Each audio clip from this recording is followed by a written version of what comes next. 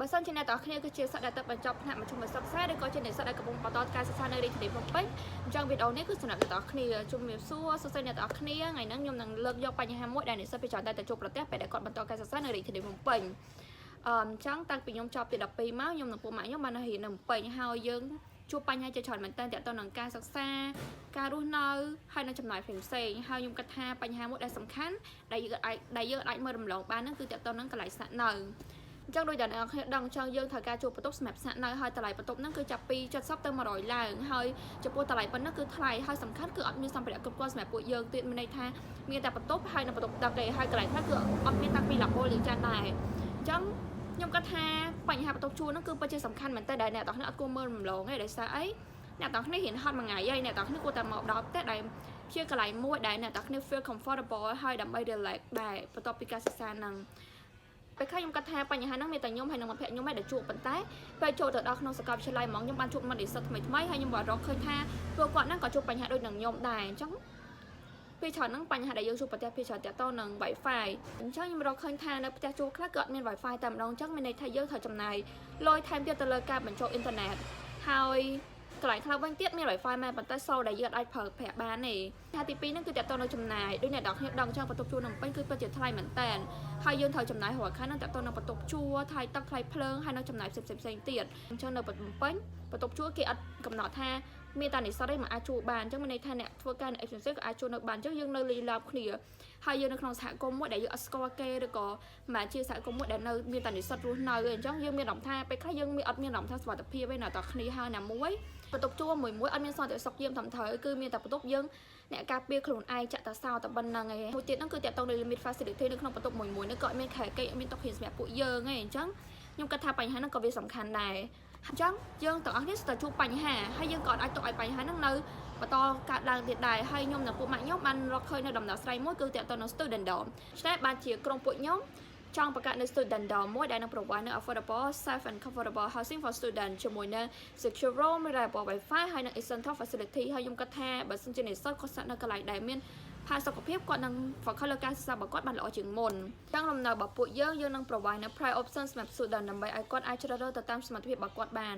មិនតែប៉ុណ្ណោះហើយយើងនឹង collaborate ជាមួយនឹង university ដើម្បីឲ្យគាត់អាចផ្ដល់ part time job ឲ្យ student ដើម្បីរកលុយបានថែមទៀតហើយតែប៉ុណ្ណោះទេដងរបស់ពួកយើងនឹងមាន app មួយសម្រាប់ឲ្យនិស្សិតគាត់អាច check មើលថាមានបន្ទប់ជួលតណេអត់ហើយក៏គាត់អាចបង់ប្រាក់ជាប្រចាំខែនៅក្នុង app របស់យើងតែម្ដងដែរហើយបន្ទប់ជួលរបស់យើងគឺមានសម្ភារៈគ្រប់គ្រាន់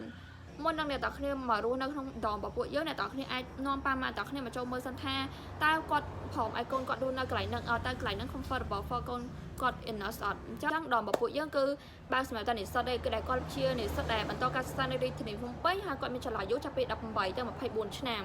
ំគឺជាគម្រោង building របស់ពួកយើងដែលជាន់តដីហ្នឹងគឺជា library ហើយនិង parking space ហើយជាន់ទី1គឺជាបន្ទប់ដែលមានខែគេ1ជាន់ទី2គឺជាបន្ទប់ដែលមានខែគេ2និងជាន់ទី3គឺជាបន្ទប់ដែលមានខែគេ4ជាគម្រោងនៃបន្ទប់គេនីមួយនេះគឺជាបន្ទប់ដែលមានខែគេ1ខែគេ2ខែគេ4ហើយនិង library ចឹងដូចដែលបានឃើញចឹងនៅក្នុងបន្ទប់មួយយើងមិនមានតែបន្ទប់ទទេយើងមានតាំងពីខែគេតាំងពីតុហ៊ានតាំងពីកន្លែងដាក់កៅអៅអីផ្សេងហើយចំពោះ library យើងក៏យើងមានកន្លែងដាក់សៀវភៅច្រើ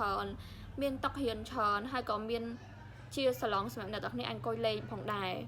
រហើយនេះគឺជា parking space របស់ពួកយើងគឺទូលំទូលាយមែនតើអ្នកទាំងគ្នានឹងអត់ជួបនៅបញ្ហាពិបាកដកម៉ូតូទេជាចំណុចពិសេសរបស់ដមយើងដែលទី1នេះតើតនឹង high speed wifi ដោយសារពួកខ្ញុំក៏ជានិស្សិតដែរចឹងពួកខ្ញុំយល់ថាពេលដែល wifi slow គឺពិបាកមែនតើអញ្ចឹងយើងនឹង provide ឲ្យគាត់នៅ high speed wifi ហើយទី2នោះគឺតើតនឹង budget friendly គឺបន្ទប់ជួលរបស់យើងគឺមានតម្លៃសមរម្យមែនតើទី3ហ្នឹងគឺតើតនឹងសុខភាពបន្ទប់ជួលយើងនឹងមានសន្តិសុខយាម24ម៉ោងហើយយើងនឹងអត់បើកឲ្យអ្នកក្រៅចេញចូលតាមតែចិត្តបានទេទី4ហ្នឹងគឺតើតនឹង good facility ហើយនិង environment ខ្ញុំគិតថាចំណុចហ្នឹងពិតជាសំខាន់មែនតើដែរបើសិនជានិស្សិតគាត់បានស្នាក់នៅកន្លែងដែល clean comfortable ជាមួយនឹងសម្ភារៈគ្រប់គ្រាន់គឺអាចជួយដល់ការសិក្សារបស់គាត់ផងដែរពួកខ្ញុំក៏បានរកឃើញដែរថានៅទីក្រុងភ្នំពេញហ្នឹងគឺមានដមចឹងស្រាប់ហើយប៉ុន្តែខ្ញុំគិតថាពួកគាត់នឹងមានចំណុចខ្វះខាតជាច្រើនតើតនឹង price តើតនឹង environment wifi ហើយនិង parking spaceប៉ុន្តែលំនៅរបស់ពួកយើងគឺមានគ្រប់សពអ្នកទាំងគ្នាតាំងពីតម្លៃសមរម្យ environment wifi parking space ហើយនិងសុវត្ថិភាពហើយពួកយើងក៏មាន partnership ដែរតទៅនឹង university wifi electricity water laundry service ហើយនិង cleaning service ផងដែរ